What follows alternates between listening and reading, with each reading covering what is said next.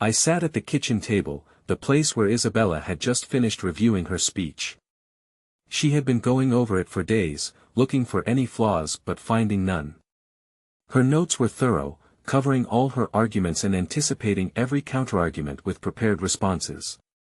She seemed convinced that she couldn't lose with this speech, maybe she wouldn't win, but she was sure she wouldn't fail. I noticed her smile, but when she thought about what she had to lose and realized the risk, it quickly faded. Satisfied with her wording, she shifted her focus to timing. She believed that if she presented it to me slowly, it might appeal to my logical mind, leading to my agreement.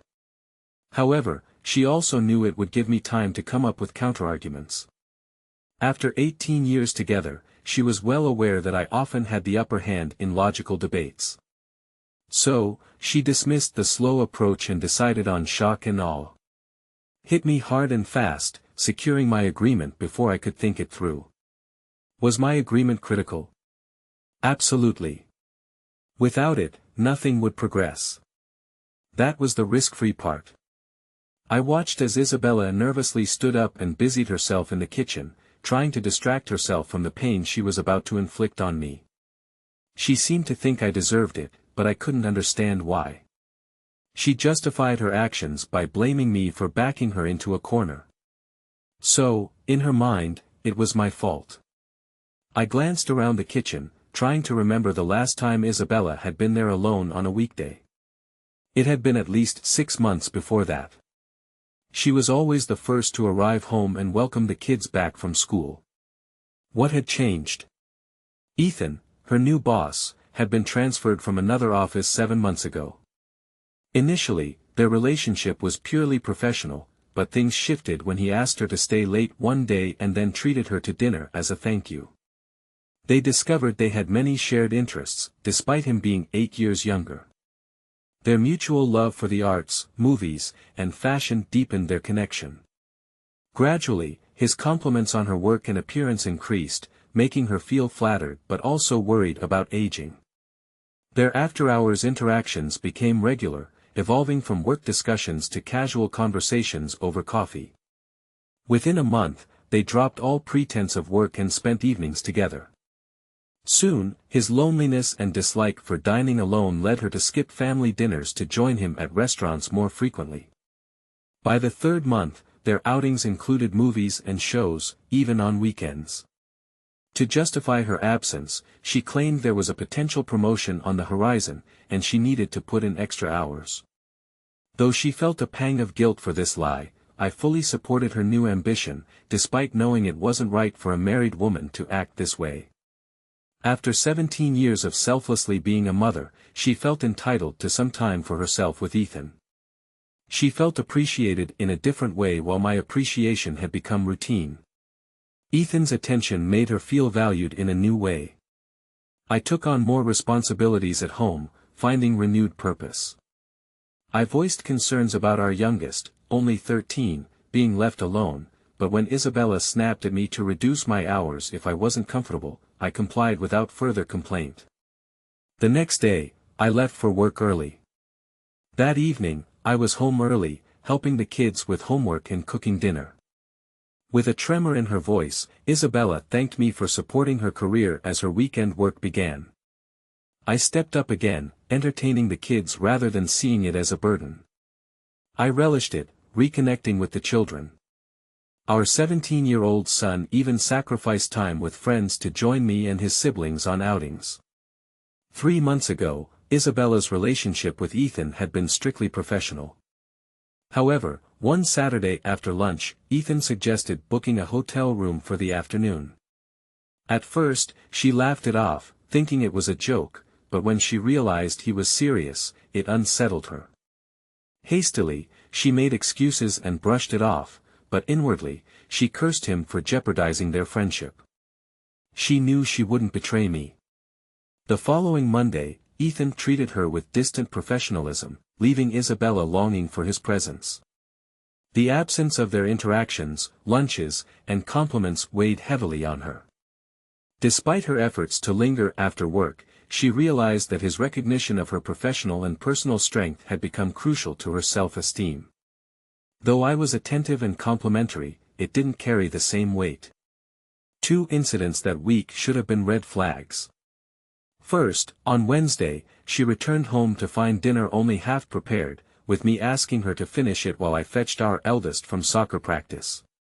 When I returned, Isabella remained seated, causing dinner to be delayed. This led to our first confrontation. I questioned the worth of her dedication to work, prompting Isabella to lash out, venting her frustrations from feeling overlooked by Ethan onto me. By bedtime, she had calmed down and denied any issues when I asked if we were okay. However, her distracted demeanor made me feel increasingly rejected by her consistent rebuffs. On Friday afternoon, Ethan approached Isabella to apologize, blaming his behavior on loneliness and being close to an attractive woman. Isabella accepted his apology but made it clear that such advances were unacceptable. She assured me she was committed to our marriage and intended to remain faithful. In response, Ethan had the audacity to ask if any of her colleagues would be willing to help him alleviate his frustration. That triggered a possessive reaction in Isabella, who promptly shut him down. Despite this awkward exchange, they parted amicably with plans to meet for lunch and a show the next day. The second sign of Isabella's growing obsession came when she returned home that Friday evening. The kids and I were packing for a camping trip, and she seemed genuinely puzzled when she saw us. We had planned this long weekend getaway a month ago and had been discussing it over dinner all week, but she acted like it was news to her. When she suggested rescheduling for the following weekend, I refused, explaining that this was our last chance before winter set in. Frustrated and upset, she stayed home alone while we went on the trip. I didn't realize how deeply this affected her until the next day when she tried to reach us. We were out of cell service range, and she ended up feeling isolated and upset. When we got back, she didn't blame us for not informing her, probably because she feared she might have ignored our reminders.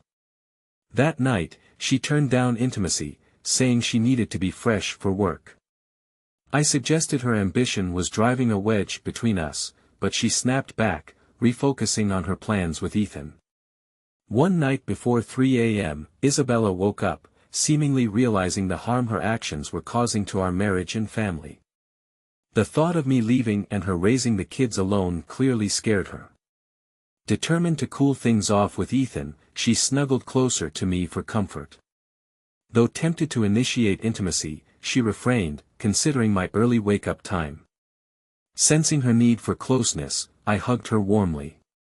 When she came home that night, something in her had changed under Ethan's influence. She couldn't fully reciprocate my affection. The following week, things returned to normal with Ethan and superficially with our family, yet it was a new kind of normal. While we laughed and joked together, Isabella seemed detached, unaware of the concerned looks I shot her way. Eventually, I reached my breaking point and pleaded with her to abandon the promotion, expressing my love and fear for our family. Sadly, I couldn't have chosen a worse day to pour out my feelings. Ethan had just hinted that he wanted to take their relationship to the next level. Isabella was preoccupied, torn between losing Ethan's ego-boosting compliments and dealing with my heartfelt plea. It was clear that if she had to choose, I would win, but she was desperate to avoid making that choice, relying on Ethan for validation and me for stability. Even after I fell silent, she stayed up late, devising a risk-free solution. By 2 a.m., she had a plan. The next night, she explained it to Ethan, emphasizing her commitment to me and her refusal to cheat. She proposed enticing me into a three-way with Ethan as the third participant, making it seem like a random choice. If it worked, she planned to find ways to spend time alone with Ethan later with my approval. Ethan hesitated but, confident that once the barrier was breached, she'd be his. He agreed, warning he wouldn't wait forever. She allowed him to kiss her properly for the first time, however, she stopped him when he tried to touch her breast, pushing his hand away and reiterating her commitment to fidelity. Isabella didn't seem anxious about discussing this with me. Our relationship had always been open, especially about our desires, and we had explored role-playing before. However, feeling too exhausted to bring it up that night, she chose to wait until I was asleep. The next night, before pleasuring herself, lost in fantasies about Ethan, she couldn't suppress a soft moan. Her arousal intensified until I shifted towards her. "This seems a bit unfair, doesn't it?" I remarked. "What's unfair about it?" she asked, puzzled. "You lying there pleasuring yourself after you've been rejecting me for the past few months," I pointed out. Isabella was shocked. "Has it really been that long, sweetheart?" "Absolutely. Ever since you started chasing that promotion, you've either been too exhausted, too irritable, or simply brushed me off whenever I tried to initiate something," I explained, feeling a twinge of guilt. Isabella saw this as an opportunity to finally talk about the issue that had been on her mind. She took a moment to justify to herself how her infatuation with Ethan was affecting our marriage, ready to open up. Isabella's POV**. I was struggling to figure out how to start this sensitive conversation, so lost in my thoughts that I didn't even notice when my husband, Lucas, sighed and turned away again. The idea of suggesting a three-way after months without intimacy felt like a blow to Lucas's ego, insinuating he no longer satisfied me. No, I needed a safer approach. I decided to reconnect with Lucas first, rolling towards him. I pulled him close, but he began snoring almost immediately after turning onto his back. I felt too embarrassed to continue my thoughts. I needed to release my pent-up desires before Ethan came into my life. Everything seemed perfect in my marriage and my world. After 2 days of nothing happening, Ethan seemed a bit irritated with me. The next day, I kissed him again to prevent any criticism. This time, he behaved and didn't make any advances, but it left me feeling so aroused that I passionately kissed Lucas when I got home. I even caressed his groin while doing so. Lucas's eyes lit up, and we didn't wait for the kids to go to bed. As soon as dinner was over, we went to the small outdoor shed where Lucas had installed a jacuzzi, his way of keeping our sex life alive as the kids grew older. Once inside, Lucas eagerly initiated intimacy. When I joked about his impatience, Lucas explained that he didn't want to give me a chance to change my mind. Lucas performed as usual, but I only climaxed when I closed my eyes and remembered Ethan's bulge pressing against my leg earlier that day. The next morning, a Saturday, Lucas woke me up in a way I used to enjoy. His tongue explored me intimately. While Lucas likely thought I used the pillow to stifle my moans, I, even with my eyes shut, struggled to imagine Lucas was Ethan. It was a pleasurable but confusing experience. That evening, I felt confident enough to bring up the sensitive topic with my husband. After praising his recent performance, I cautiously mentioned that things had started to feel routine and I was fascinated by the idea of a three-way. Lucas, being open-minded, immediately suggested we role-play it. This exceeded my expectations, so we returned to the jacuzzi. After each encounter, we collapsed on the mattress, thoroughly exhausted. The revived intimacy with Lucas nearly made me abandon my plan. About a week and a half into what I considered Lucas's adjustment period, Ethan grew more impatient, and the compliments started to fade. I found myself needing to kiss him almost daily just to keep his interest. Eventually, even that wasn't enough, and I sensed Ethan pulling away again. 2 days after a lengthy session in our jacuzzi shed, I felt ready to bring up a sensitive topic with Lucas.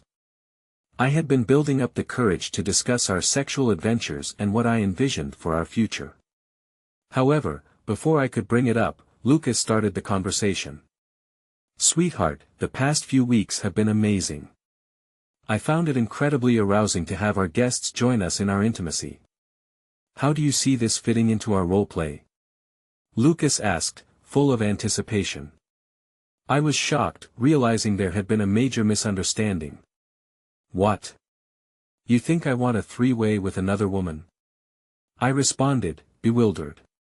Lucas, just as confused, asked, "Isn't that what this has been leading up to, too?" I realized we hadn't communicated our desires clearly, causing this mix-up. "No, Lucas. My thoughts were on including another man," I clarified, seizing the moment for an honest conversation. "Oh," Lucas reacted, giving me a chance to be more explicit.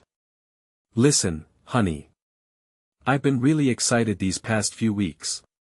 Is there any chance we could make my fantasy a reality with another man? I proposed, hopeful but nervous. Lucas thought about my suggestion. Well, honestly, I don't see that ending well for us. I thought we both liked the idea of including another woman. The thought of another man doesn't sit well with me, he admitted, clearly uncomfortable. What if it's something I feel strongly about, Lucas? I pressed, seeking his openness. Lucas considered my words. I'd need time to think about it. The only way I might consider it is if we could also include another woman at a different time, he suggested, trying to find a compromise. No, the idea of you with another woman upsets me, I asserted firmly. Let's drop this idea. We can't include another guy either. It's off the table, Lucas concluded with finality. The finality in Lucas's tone crushed my hopes for this particular fantasy. The next day, when I told Ethan about the conversation, he was clearly upset, accusing me of not trying hard enough and giving me the cold shoulder for the rest of the week. Frustrated and disappointed, I had to deal with the fallout of our failed negotiation and the tension it created. On Monday, Ethan asked for a private conversation with me after everyone else had left. He seemed genuinely saddened as he said he couldn't continue being around such a beautiful woman who wasn't available to him sexually. I was forced to choose between him and my husband, and I chose my husband, despite the pain it caused Ethan. He respected my decision, kissed me goodbye, and asked me to remember him fondly. He understood our relationship had to go back to being professional and started to walk away. Wait, Ethan, I stopped him. Give me another week, please. What do you have in mind? I asked. I'm not sure. Just give me a week to come up with something, Ethan pleaded with another kiss. We parted ways, leaving me to return to my distracted state over the weekend. Lucas's POV**. I couldn't help but notice Isabella's recent mood swings and newfound obsession with three-ways. Another concern nagged at me, why was her lipstick smudged when she came home late on Friday? It was time for some investigation. Isabella had the weekend to think over, and by Monday, she eagerly approached Ethan after work. His eyes lit up as she started explaining her plan, but he cut her off midway. You know, Isabella, he might expect something in return for this, Ethan raised a cautionary point. There are some concessions I'm willing to make, but I have clear boundaries I won't cross. We'll just have to see how things play out, Isabella replied, ever mindful of her limits. Ethan, wanting to ensure they were on the same page, warned, just remember, if he doesn't agree, then I'm pulling out of our plans altogether. I get it, Ethan. If that's the outcome, I'm ready to accept it, Isabella acknowledged. Ethan understood, offering himself as a practice subject if needed with his implied approval. Isabella spent most of Tuesday and Wednesday at work devising her strategy. She decided that whatever she did, it must pose no risk to her marriage and family. She thought of it like a poker game where she had won a $1,000 pot and didn't want to risk it. She wanted to lock it away in a safe, ensuring it was secure even from herself. This way, she could keep playing, knowing she might win another $1,000, but even if she lost, she'd still have the first pot. On Wednesday evening, Ethan took her out to dinner to rehearse after the main course.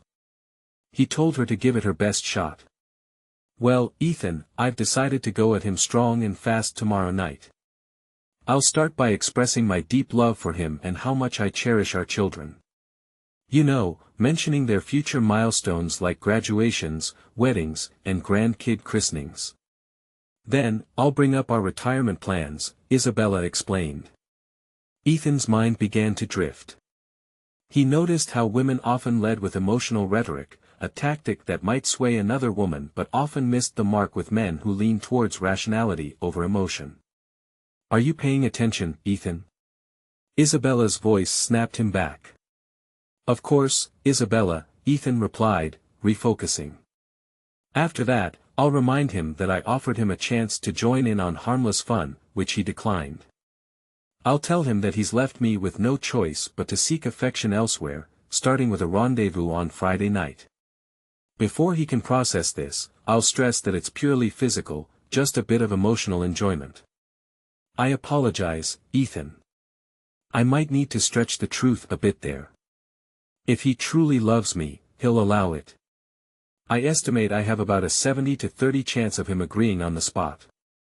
What do you think, Ethan? Isabella asked. Ethan privately estimated the odds to be much lower but kept it to himself. He figured his chances of seducing Isabella were less than 50%, but the thrill of the pursuit was worth it. He thought he could enjoy it once without risk, but repeated encounters would increase the chance of being caught and losing his job for a sexual relationship with a subordinate. Why risk it more than once? He had been in similar situations and knew he had already enjoyed most of the thrill by helping Isabella. He thought he might get a bit more by increasing her chances of success. Ethan mentioned that if he were in Isabella's husband's shoes, he might have suggested an open relationship. However, Isabella was against sharing her husband with anyone else. She said if her husband suggested such a thing, she would rather end their marriage.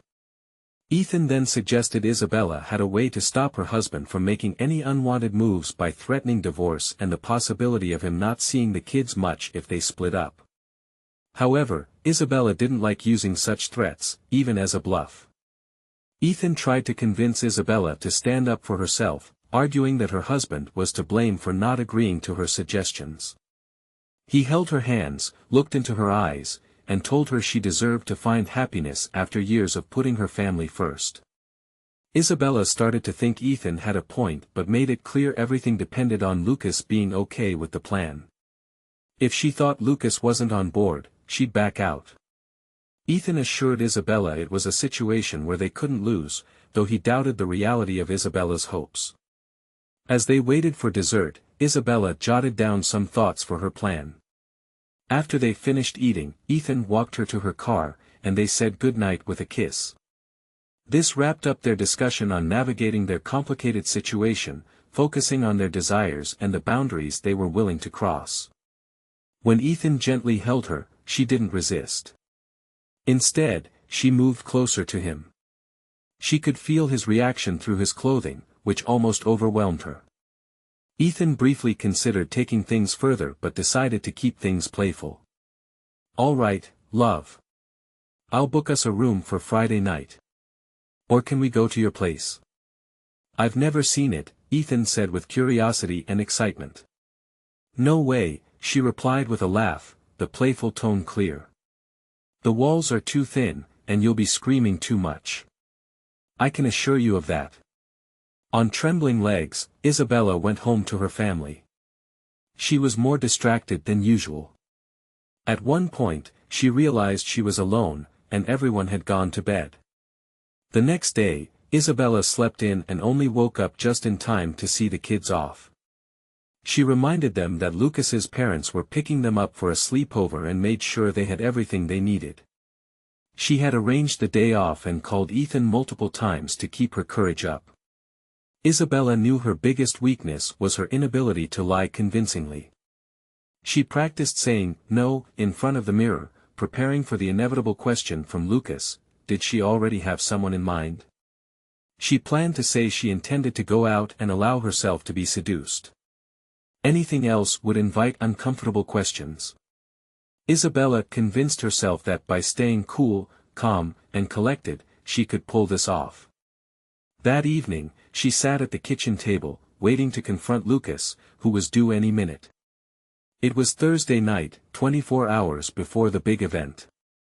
She was anticipating the kids were at their grandparents', and Isabella felt ready, repeating to herself, "Stay firm, Isabella. You deserve this." Lucas walked into the house at 5:30 p.m., an hour and a half later than usual. He must have timed his arrival, knowing Isabella had the day off. When he entered, he saw her at the kitchen table with a nearly empty bottle of wine in front of her. Isabella rarely drank more than one glass, so Lucas immediately sensed something serious was up. It wasn't just any special occasion. He knew this was a moment when Isabella might be more open and vulnerable. "Hi, Isabella. What are we celebrating? Did you get that promotion?" Lucas asked, trying to gauge the situation with a mix of curiosity and concern. "We aren't celebrating, Lucas. Not yet. Please sit down. We need to talk," Isabella responded, her tone serious and inviting deeper conversation. Despite her liquid courage, Isabella's nerves were getting the better of her. Silently, she repeated her mantra, "Stay firm, Isabella. You deserve this." Lucas beat her to the punch. "I'm guessing this has something to do with your recent distractions. Maybe it's related to the fact that you've been distant from the family for the past 6 months or the 5-month dry spell in the bedroom except for those 2 good weeks. Let me guess, Isabella. You still love me. You see us attending our kids' milestones and enjoying retirement together. But because I didn't agree to your 3-way idea, you plan to cheat on me with your lover. Is it happening tonight or tomorrow?" His words hit Isabella hard. He had just summarized everything she had been planning to say. In a panic, she tried to stick to her rehearsed speech, but she stammered, "But I deserve this, Lucas. It would only be physical, just a bit of fun to spice things up." Isabella continued reciting parts of the script Ethan had helped her with. She warned Lucas against sleeping with other women, threatening divorce and loss of access to their children along with financial consequences. Mid-sentence, she noticed a shift in Lucas's expression. It wasn't guilt or resignation but rather intense and stormy confusion. Isabella, caught off guard, hesitated before revealing Ethan's name, insisting he wasn't the type to do such things. Lucas's interrogation intensified. He accused her of seeing Ethan behind his back, citing her recent behavior as proof. Despite Isabella's protest, Lucas remained skeptical, questioning if Ethan had influenced her decisions, humiliated him, and more. Isabella was in a tough spot, feeling both insulted and scared. The discussion had taken an unexpected turn, and she struggled to prove her loyalty. She explained that her late nights and weekends out were innocent, just conversations and dinners with Ethan. However, Lucas didn't believe her, pointing to a time she came home looking disheveled, suggesting it was due to a sexual encounter. Desperate, Isabella raised her voice, insisting there had been no infidelity, only talking, dinners, and some kissing. She pleaded with him to believe she would never betray their marriage. Lucas, overwhelmed, covered his face with his hands. Isabella had never seen him cry, and it hit her hard. The realization that she could cause him such deep pain was horrifying. The thought of losing everything over a misunderstanding filled her with panic. In a last-ditch effort to salvage things, Isabella was ready to abandon all her plans with Ethan, believing it could repair the damage. However, before she could say anything, Lucas concluded that her actions had irreparably damaged their marriage and family, expressing betrayal and grief. He accused her of threatening to separate him from their children.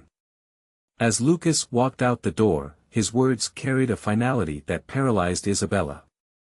Isabella's POV *. Lucas was nearly at his car, and I hadn't had the chance to offer my final solution. Close to his car, I tried again to assert my innocence. Lucas paused but didn't turn to face me. His response made it clear he viewed my actions as unforgivable. He equated my time away from the family, lying about my whereabouts, going to dinner with Ethan, and kissing him as forms of cheating. With a tone of resignation, Lucas declared the end of our relationship, leaving me to face the consequences of my choices. I dropped to my knees, too stunned and overwhelmed to hold myself up, and watched him drive away. Too shocked to even cry, I stayed firm, repeating to myself, "You can't lose. You deserve this." I kept repeating my preparations for our confrontation. The idea of our marriage ending had only seemed like a distant threat until now. I had never imagined Lucas would actually consider it. For a little over an hour, I wallowed in self-pity. The realization that I might have irreparably damaged our relationship was too much to bear, so I pushed it to the back of my mind. Another worry weighed heavily on me. Lucas's parting words and demeanor had set off alarm bells. For the first time, I feared how my ultimatum had truly affected my husband, a man who had always been devoted to me and our family. I feared he might harm himself. Would he, in a divorce, likely lose custody of our children and a significant portion of his assets? We knew cases where ex-wives denied access to children, aided by biased court systems. Would Lucas consider harming himself? Damn, yes. Panic set in. Lucas didn't answer his cell phone. I called his parents to check if he was with them, but he had left. They were perplexed. Lucas had only stayed briefly before leaving after hugging our 3 children. I hurriedly drove to every bar I could think of, searching for his car. I was so preoccupied that I ran out of gas and had to call my dad for help. Recognizing my distress, he drove me home. There, I broke down and confided in my parents that Lucas had left me. My mother's eyes reflected her pain, and my father's marks made his opinion of Lucas clear. Eventually, my mother agreed it was best for me to return home and drop me off at my car. I went home and fell asleep on the couch. In the early hours of the morning, nightmares jolted me awake at 7 a.m. Before I could shake off the grogginess, panic set in again. I frantically checked my phone for messages but found none. I dialed Lucas's cell, but it went straight to voicemail, as if it was turned off or out of battery. His charger lay beside mine on the kitchen counter. I called his workplace and learned he hadn't shown up. I contacted the police, explaining why my husband had left, but they offered no assistance. By then, it was 8 a.m. I reached out to every friend in Lucas's address book, yet none had seen him. I spent the entire day driving to every place I could think of, returning home every couple of hours to check for Lucas's car, which never appeared. His cell remained unreachable. Reality briefly intruded when I received a message from Ethan, "Hi at room 707, 6 p.m. The message sent shivers down my spine, but I suppressed my reaction. Lucas's parents called next, still unaware of his whereabouts. I asked them to care for the kids temporarily. Back at home, I collapsed on the couch, overwhelmed with sorrow. I must have dozed off again, waking abruptly at 3:30 a.m., consumed by despair. I tried to conjure Lucas's image but failed, feeling an irrational certainty that he was dead. I feared losing my sanity but pushed the thought aside with dread. I returned to my car, finding my cell on the passenger seat. There was one message from my eldest and 6 from Ethan. I listened to my child's message, expressing longing for her mother, but ignored the others. Around 10 a.m., I scoured potential local suicide sites, searching for Lucas's car, bridges, ravines, secluded areas, but found nothing. Desperate, I contacted Lucas's parents again, but they still had no updates. I reached out to all his friends once more. When I called Lucas's oldest friend, who happened to be a former boss, I sensed he wasn't entirely forthcoming, suspecting something was wrong. I searched for his address and decided to drive by his house to check for Lucas's car. In an affluent neighborhood, I found the house but saw no sign of Lucas. As I drove away, my attention was caught by a distinctively marked Lexus parked 3 houses down. It belonged to Ethan. The car was parked outside another lavish residence among several others. Suddenly, the idea of seeking solace from Ethan, who was also my friend, appealed to me. Parking my car, I approached the front door. I could hear subdued chatter inside, indicating a Saturday afternoon gathering. Next to the door was a panel with a security keypad, doorbell, and intercom button. I pressed the button. When I arrived at Ethan's company, I was greeted by the general manager, Mr. Sterling. I asked to see Ethan.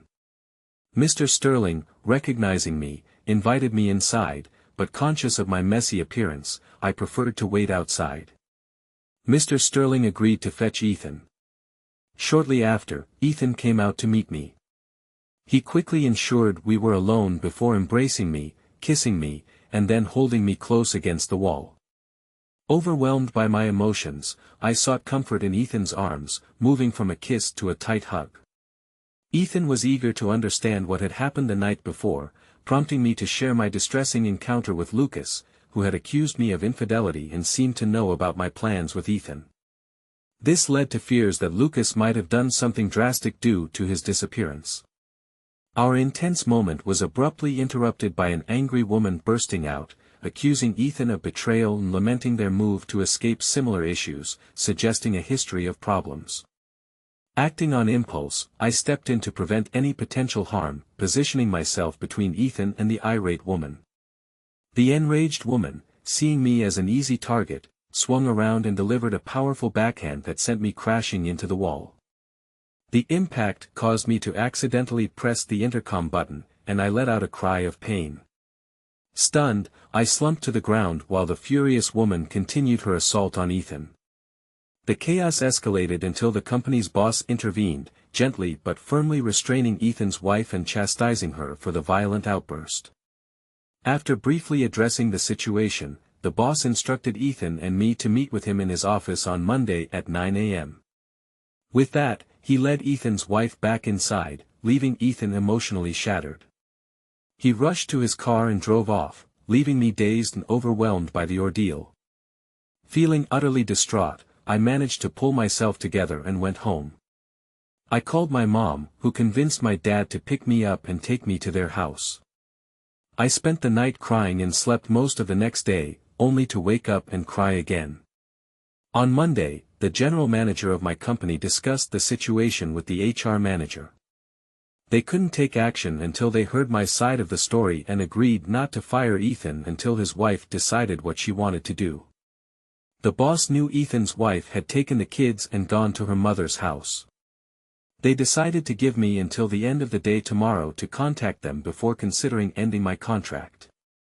The HR manager questioned whether they believed Ethan's claim that he and I had not been intimate, to which the boss responded that it was still considered a breach of trust. They lamented the complexities of human relationships, with the HR manager expressing frustration at people's inability to be content with what they have. By Monday evening, I felt well enough to call my in-laws to check on the children.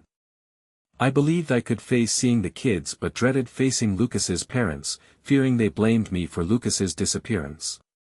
I planned to convince them to drop the children home without confronting me. However, my heart sank when Lucas's mother informed me that all 3 kids refused to see me and threatened to call the police if I showed up. Before I could respond, she abruptly ended the call. I woke up disoriented, lying on the kitchen floor, stiff and sore, realizing I had wet myself. After a long shower, I noticed the setting sun. It had been just after sunset when I made the call. Glancing at my phone, I saw it was 6 p.m. Tuesday. I had been out of it for nearly 24 hours. What had happened? Despite feeling fresher than I had in days, I was determined to regain control of my life. Though the possibility of Lucas's death threatened to overwhelm me, I pushed the thought aside, drawing strength from my children. I decided to visit my in-laws unannounced and bring the kids back home. Upon arriving at Lucas's parents' house, I was surprised to find my own parents' car parked there. As I pulled up, they emerged from the door, swiftly guiding me back to my car. I resisted, demanding to see my children. My father informed me they weren't there and instructed me to follow them home, which I reluctantly did. Back home, I asked about my children's whereabouts. My father reassured me that Lucas had the kids and was alive, indicating that they had just spoken with him. Then, I asked where Lucas was, prompting my parents to exchange uncomfortable glances before admitting that he had taken the kids to meet someone. My mother, impatient and disappointed, expressed her disapproval of my actions and sided with Lucas's version of events over mine. Feeling ashamed, I remained silent as my mother continued. She mentioned Lucas's encounter with an old friend named Adeline Harper, which caused me great concern. I knew that Lucas and Adeline had separated when she went to a business college far from our hometown, and Adeline's recent divorce only heightened my fears. My parents revealed that Lucas had taken the kids to meet Adeline and her children to see if they got along. They assured me that nothing had happened between Lucas and Adeline before this, but now they seemed to be getting along well. Feeling outraged, I insisted that Lucas had to give me another chance. However, my parents recounted Lucas's perspective, stating he felt crushed by my lies about working late while seeing another man. My father stressed that cheating wasn't just physical, it was also about deceit and emotional betrayal. He pointed out the suspicious signs Lucas had noticed, like my smeared lipstick and the notes detailing plans to manipulate him. I tried to defend myself, saying I didn't mean to threaten Lucas, but my father's disappointment was palpable. He highlighted how my actions had hurt Lucas and the entire family. I fell silent, staring at the table as my parents shook their heads in disapproval. I began to grasp the full extent of the lies, the deceit, and the emotional gap that had grown between Lucas and me over the past 6 months. It hit me that my marriage might truly be beyond repair. After letting me sit with my thoughts for a while, my mother finally spoke up. "How are the kids and I going to survive without Lucas?" I asked, my voice laced with worry. My parents exchanged a grave look before my father nodded at my mother to speak. "Isabella, Lucas has been struggling with this decision for the past 5 days. He's been wondering if the children would be better off with you or him. But because of the threats you made, he feels he can't risk leaving them with you," she said, glancing at my father for support. "We have to be honest with you, Isabella. We share his concerns," my father added firmly. I was stunned, needing a moment to process their words. Frustration boiled inside me, and I couldn't help but feel betrayed. "So, you're fighting with him?" I accused. "You brought this on yourself, Isabella," my father replied firmly. But I refused to back down. "I'll fight you all. The courts usually favor the mother in custody battles. He can't prove I cheated because I didn't," I asserted. "Isabella, it's not about proof," my mother interjected. "Lucas wants out of the marriage. The children are old enough to have a say in court, and if they were asked tonight, you wouldn't stand a chance. If you lose, you could lose custody for good." Her words hit me hard, making me realize the precariousness of my situation. Feeling my last hope slip away, I ran to my car and sped off. 2 weeks later, an interim court order was issued. It favored Lucas due to his stable job, strong bond with the kids, 6-month role as their primary caregiver, and stable living situation. The children's preferences were also taken into account, strengthening his case for custody. On the other hand, I was financially insecure, unemployed, and unable to afford the house buyout. The judge's decision was clear. As the mandatory 12-month separation period ended and the divorce was finalized, I started to regain my sense of self. My parents forgave me, and I focused on being a devoted mother during my visits with the kids. I even agreed to attend an engagement wake with Lucas and his new fiancée. When I received the final divorce papers, I got a harsh email from Ethan, blaming me for his divorce and job loss. Reflecting on everything, I realized my marriage failed because of my own greed and dissatisfaction. The only lingering issue was the recurring nightmares, which gradually decreased from nightly to once or twice a week.